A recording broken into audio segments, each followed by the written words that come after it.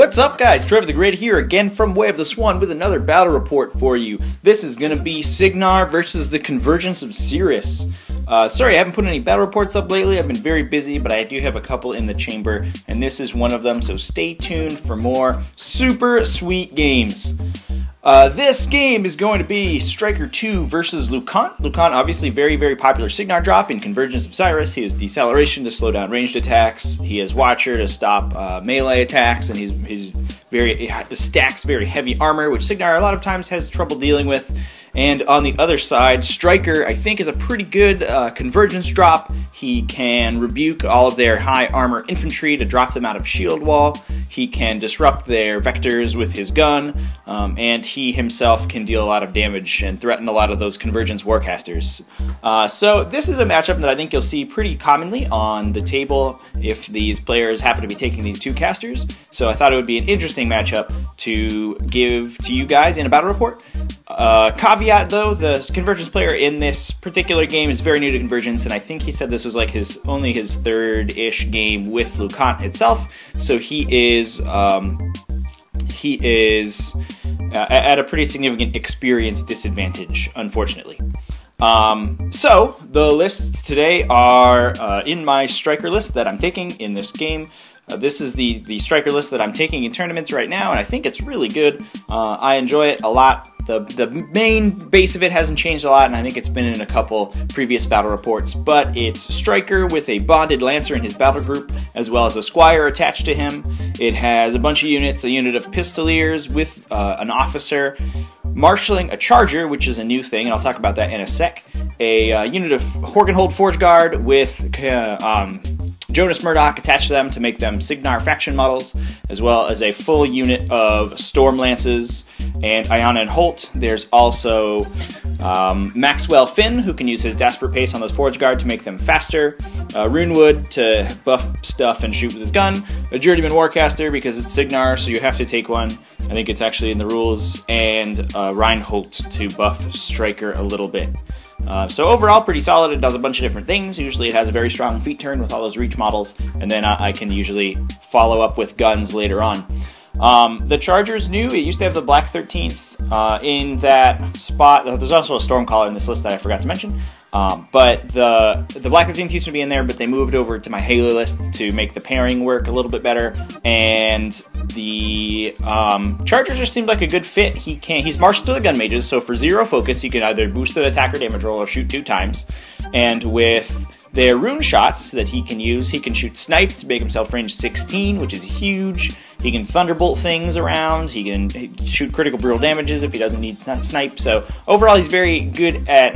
He's a very good utility piece. He can even hit support solos and stuff like that. You know, Creelstone numbers, things that I really want to kill in a lot of matchups, and that is very useful. And so far, I have not looked back since I put him in. I'm very happy with my choice. He can also be another target for positive charge once the Lancer goes down, or if you need one in addition to the Lancer, and that can be super useful. So my opponent today, taking Convergence of Cyriss, if I can remember his list off the top of my head, it's Lucant with a Inverter, a Cipher, and a Corollary in his battle group, as well as a Galvanizer, I believe, an Enigma Foundry, a unit of Reciprocators, as well as a unit of Reductors, and a unit of Eliminators, and an Algorithmic Dispersion Optifex. I think that's everything. The Eliminators are the only thing that really is different from a normal Lucant list. The battle group is very standard. Sometimes you see a Primaxium with him just to stack a bunch of armor, but because he's only Rat 3, and that's the rat he gives to his vectors, that the Primaxium doesn't tend to be a very popular choice because it can't really hit with its tow cables very reliably. The Eliminators are a little different. Usually there's a unit of Obstructors or another unit of Reciprocators in their place, but they do a little bit more damage than the Reciprocators do. However, they lose a bunch of armor for that benefit, so it's a trade-off. I think the idea is that Lucant can buff them on the way in with armor to keep them safe, and then when they get in, they can do more damage than the Reciprocators could. Just make sure my mouth is working. The scenario today is close quarters. Now, SR 2015 is out, however, this game was played last year, so during SR 2014, so we weren't using SR 2015. However, close quarters hasn't changed at all, so it could be interchangeable. There are two flags, one on each side. A player can dominate the flag on their side for 1 point, or control the enemies for 1, or dominate for 2, and there's a kill box. So very standard, simple scenario. And a very interesting one. We have two very frontline casters with a lot of resilience, so we'll see how this game goes. I'm super excited. So, on to the game. I am going first. So here is my deployment. I like to deploy this list with the warjacks sort of centralized so that they can affect multiple areas of the board, especially if I'm going first. This list really does like to go first, so I can get up the field early and then hopefully put some rebukes down next turn. So you can see my melee models are going across from my opponent's flag, especially the Storm Lances, and I'm going to use their speed to get through that forest in 1 turn, rather than being bogged down for a couple turns with a slower unit. The Gun Mages are deployed behind the Forge Guard, and what they're going to try to do is Thunderbolt models away from my flag, so I can dominate it with Stryker and hopefully get a scenario win that way. That's usually my plan in this particular scenario, because Stryker is so resilient that he usually is okay dominating and using his own personal attacks to clear the flag of enemy models. My opponent's deploying his reciprocators across from his own flag with the reductors behind them, where they can use their clear ability to shoot through them and kill any warrior models that have charged them without a problem. And then you can see the Enigma Foundry behind them, as well as the Eliminators down towards the bottom of the screen, performing an extreme flanking maneuver. So they're going to come around that house and hopefully get onto my flag. So on my turn, I allocated one to the Lancer, ran it up. Stryker's casting a Lightning Storm because he has a bunch of focus left, and without a bunch of guns, Lucant doesn't really threaten him very hard. And then casting Deflection just in case, because it's just better than camping focus in this particular scenario. Arcane Shield is going down onto the Storm Lances, the Forge Guard are running up.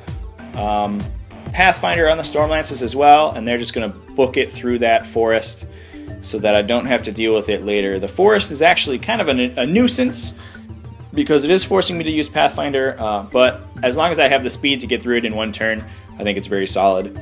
And they're moving up so far forward that they are threatening those reciprocators. It might force my opponent to shield wall instead of run on his turn. Everything else running up. The Charger and Ionenholt running up very far towards my flag. Without a lot of guns, as I said before, Ionenholt aren't particularly worried. Outside of the Cypher, Lucant doesn't really have any way to kill them, so they can play pretty aggressively in this particular matchup.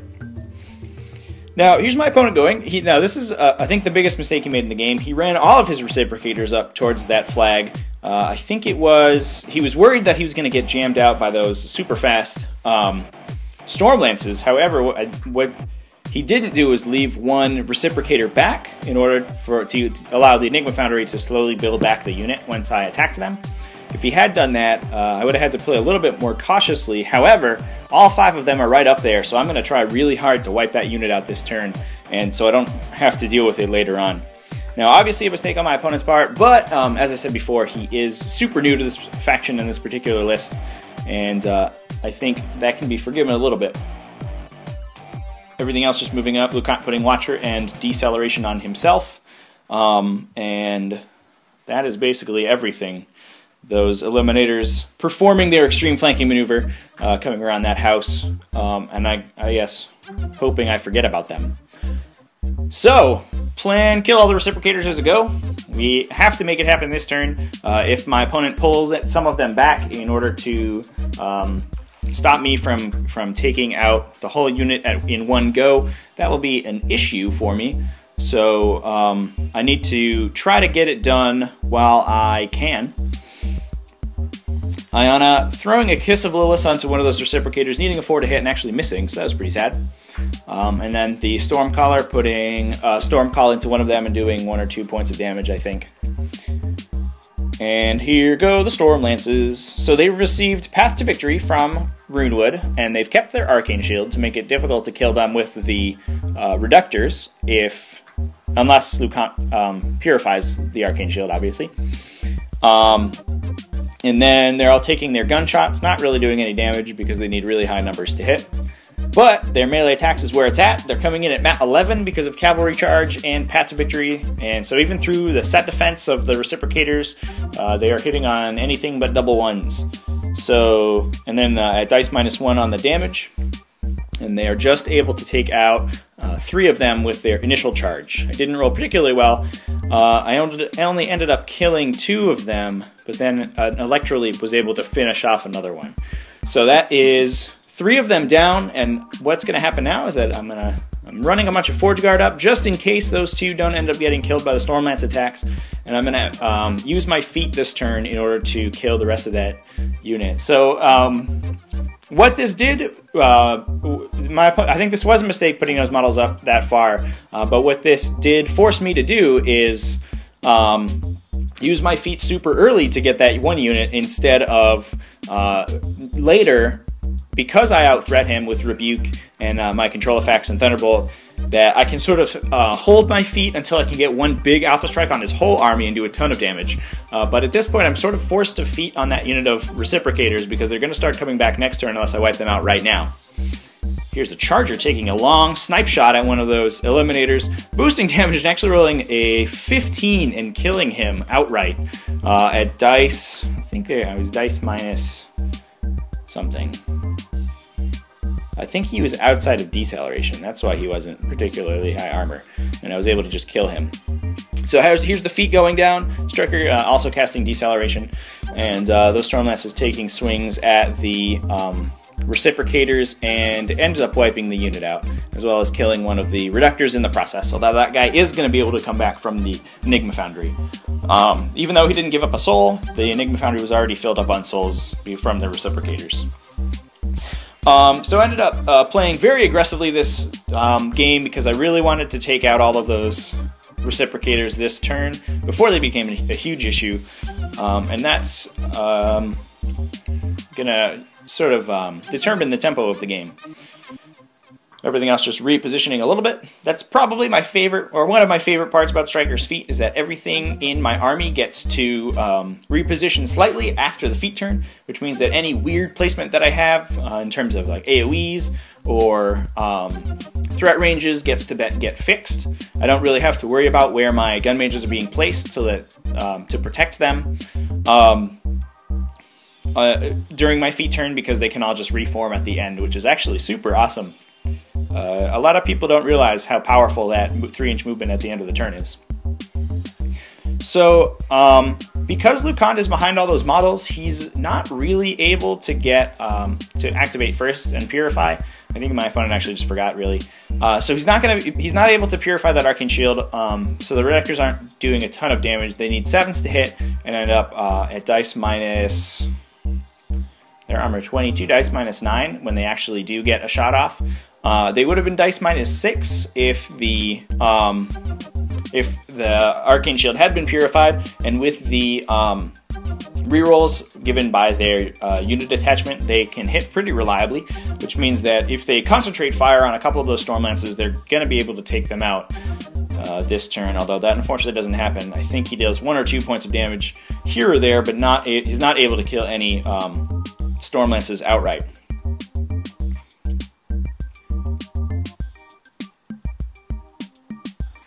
So everything's getting out of the way for the Corollary to move up. It's allocating 2 focus to the Inverter, and then that inducts 1 focus over to the Cipher. Now the Inverter's activating, and I think it received positive charge from Lucant, and it's moving over to those 2 Stormlances, taking its big piston attack, Macro Pummeler, that's the name, into the unit leader of those Stormlances there, killing him in 1 shot. It is power 22 with positive charge, so no issue with that at all. And then taking its Reach Meteor Hammer attack into the new unit leader. Doesn't kill him, but is able to buy another attack, trickling that over to the Cipher to give the Cipher 2 focus, and is able to finish off that Stormlance. So 2 of the Stormlances are killed by that Inverter. The Cipher's moving up, and what he's going to try to do is kill Iana. He really wants to take Iana out right now because she is so useful against those Vectors and those big, heavy infantry models. in this matchup. So he ends up catching Ayana, as well as the Lancer and the Storm Lance up there. Unfortunately, the Storm Lance is super high armor, but he does boost on both Ayana and the Lancer. Kills Ayana, but does no damage to the Lancer. So unfortunately, Ayana's dead, but the reciprocators are dead, and I think that is a fair trade. Although I had to use my feet to do it, I'm all right with that, it turns out. Now, I can't really get the Alpha Strike I want to right now, so what I'm going to try to do this turn is just control what my opponent can really do with his models, and then start scoring on that flag and just pull back out of their threat ranges. So Holt putting 2 shots in one of those eliminators and doing tons of damage. My models end up hating those eliminators with a passion. Stryker is shooting at the inverter and disrupting it, and then shoots at the Cypher, and my opponent shield guards over the Galvanizer. So the Galvanizer is disrupted instead of the inverter. So now we're casting Velocity to move over to the flag, and then casting Deceleration to protect my army from that scary Cypher gun. Now without the ability to get any focus, the inverter is not really going to be able to get over to me, so I'm not really worried about being charged by anything. And those eliminators, although they hit pretty hard in melee, they are only speed 5. And with the flag and all those models in the way, they don't have reach, so they're not going to be really able to get into Stryker. So fortunately, playing control what my opponent can do is pretty good. I'm pretty safe from those eliminators. I've disrupted the most important model of the battle group, which is the inverter, and now the Storm Lancers are charging in and just trying to get in the way. As you can see, the unit leader there has charged into that big cluster of reductors and is taking a bunch. It decided not to do impact attack, so I didn't kill my charge target, but I am able to kill the UA, and it'll actually even kill another one, and then the other 2 are moving backwards so that they don't end up getting killed by the inverter.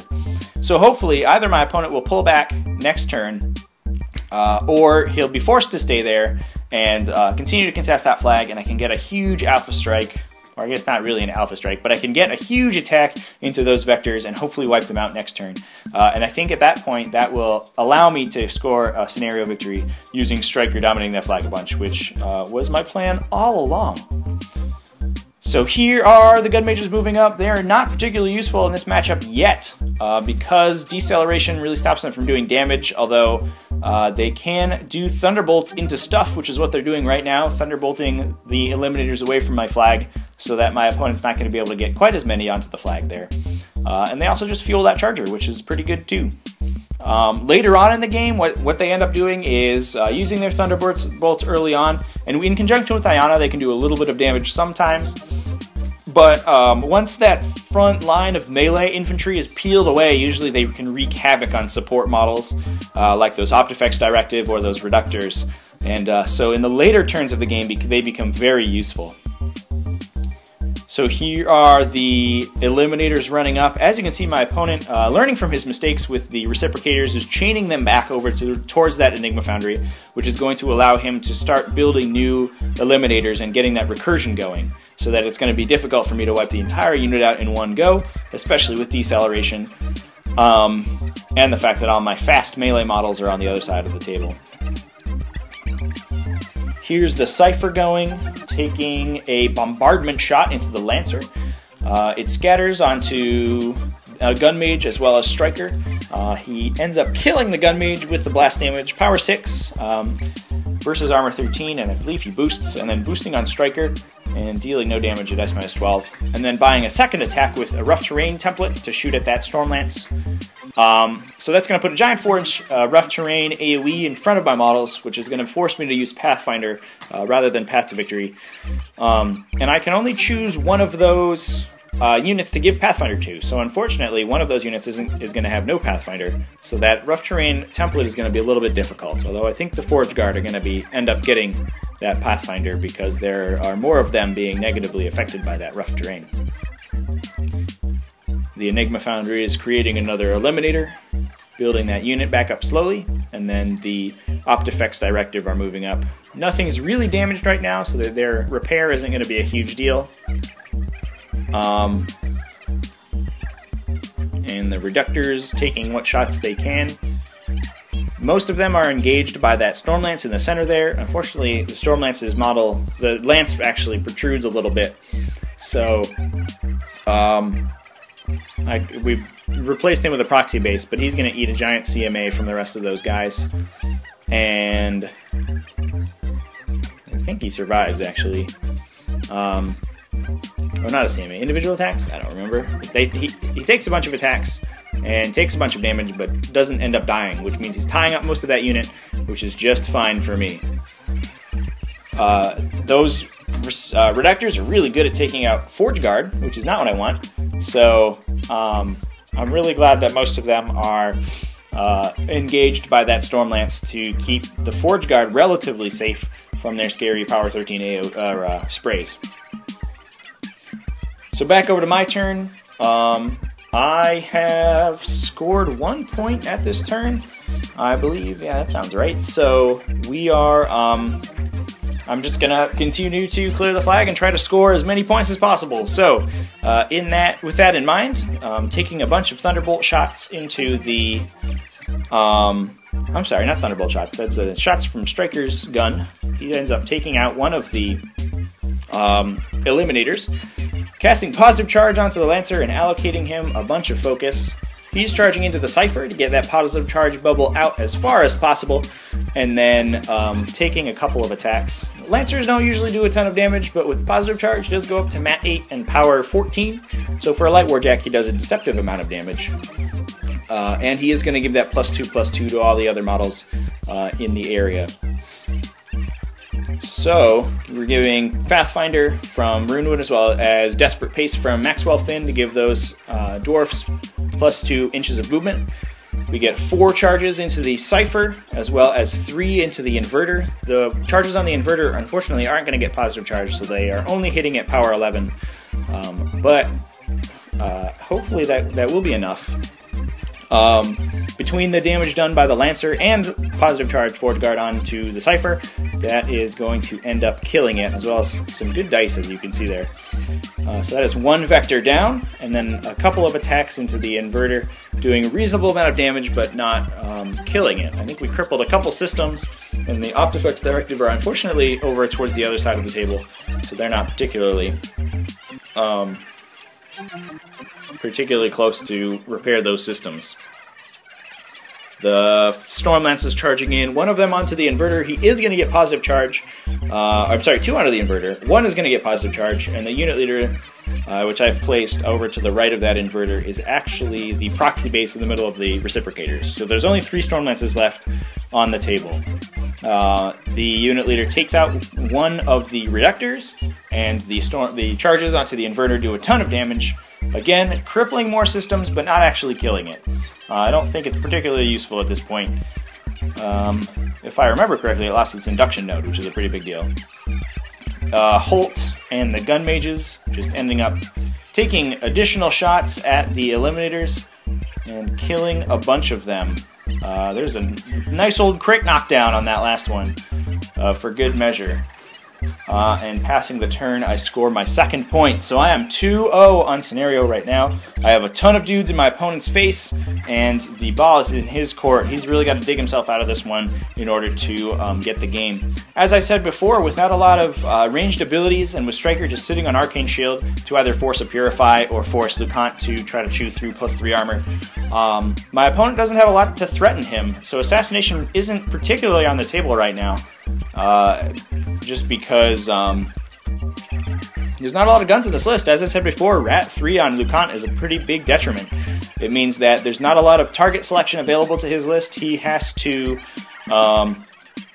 he really has to get up in melee and just tank attacks and then attack what he can. He can't really hit a lot reliably, especially a defense 16 caster like Stryker.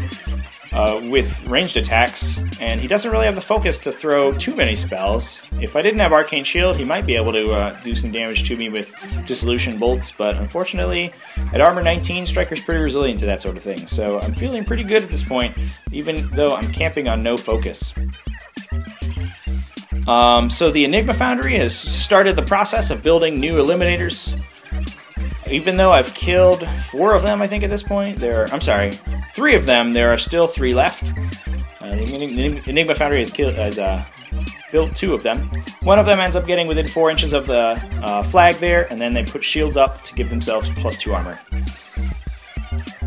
The corollary gives a focus to the Galvanizer, who's going to run around over to the flag and then induct that focus over to the inverter.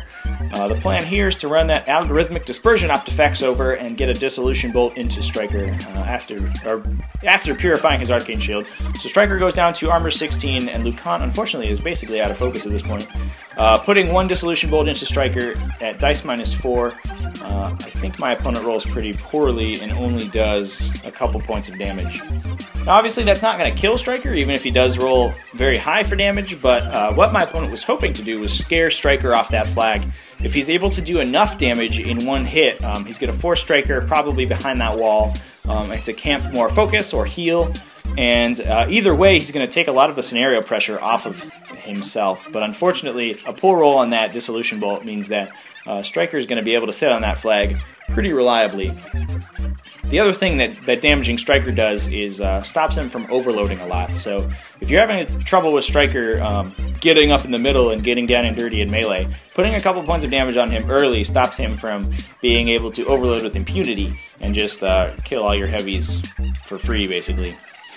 Lucant does hit the Stormlance with his stick and kill him, so the Stormlance unit leader is dead, and the rest of the Reductors are freed up in order to move around and spray a lot of those Forge Guard to death. So 4 of the Forge Guard are dead, as well as all of the Stormlances at this point. So Lucant's trying to dig himself out of this one. He has killed a bunch of my models, but unfortunately, without a functional vector, really, he has that 1 Galvanizer there that's relatively undamaged, as well as the Inverter, who's basically dead. Who is getting just finished off by the Lancer right now. Lancer takes a shield attack into a Reductor, kills him, and then puts 2 boosted spear attacks into the Inverter, and that ends up taking him out. So that is the 2 heavy ciphers, the 2 heavy vectors dead, and so that means Stryker is pretty safe right now, especially with Lucant all the way back there in the back of the table, so he can't threaten with his relatively terrifying melee stats.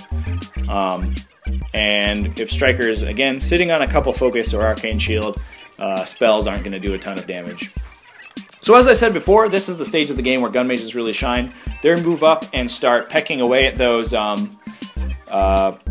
Reductors and end up doing a ton of damage, killing most of the Reductors. I think there's 2 left on the board at this point.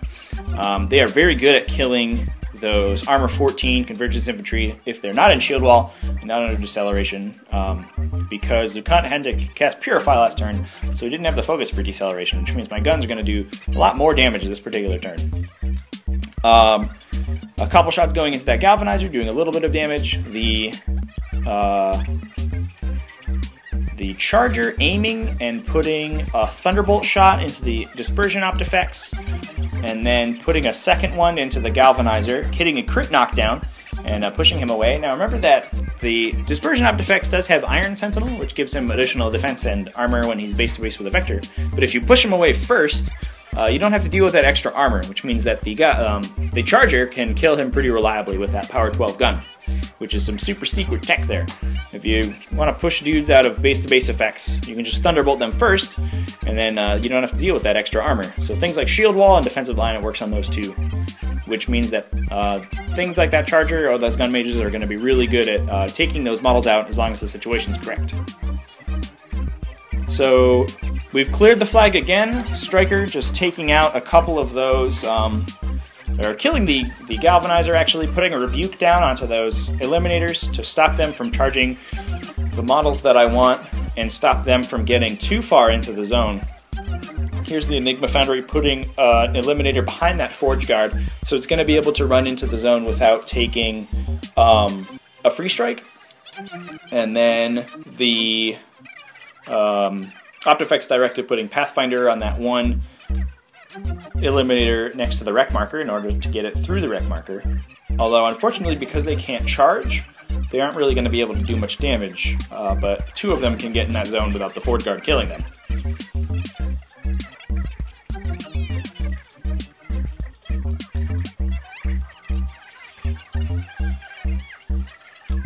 Lucant casting Purification again to drop my Arcane Shield. At this point, that's sort of irrelevant because the Journeyman can sit behind that wall and just recast it every time. And Lucant doesn't really have a way of stopping that. The Eliminators, unfortunately, rebuked just walking up to that flag. They can't really get much damage, although they do kill that one Forge Guard.